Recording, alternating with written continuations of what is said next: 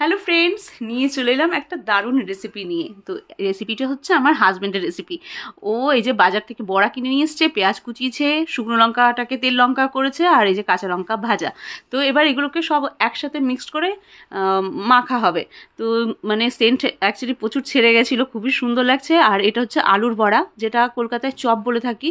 ওটা মানে দুটোই আলুর, ওটাকে চপ বলে, এটাকে আলুর বড়া বলে এখানে। কিন্তু টেস্টও সম্পূর্ণই আলাদা, ওখানকার চপের টেস্ট আলাদা, এখানকার আলুর বড়ার টেস্ট আলাদা। তো মাখতে শুরু করে দিয়েছে, আর একটু বললাম ভিডিও করছি, একটু স্মাইল করো, তো এমনভাবে স্মাইল করলো। আর আমি এডিট করছি, এডিট করতে করতেই মোটামুটি আমার মুখে জল এসে যাচ্ছে, মানে এত সুন্দর লাগে খেতে, ভীষণই ভালো লাগে। তো মাখা হয়ে গেছে, আমি ভাবলাম যে একটুখানি টেস্ট করে নিই আগেই, মানে সার্ভ করার আগেই আমি তুলে টেস্ট করছিলাম। তো ভীষণ ভালো লাগে। আপনারা কখন এরকম বড়া খেয়েছেন কিনা মাখা, অবশ্যই কিন্তু কমেন্ট করে জানাবেন। Thank you.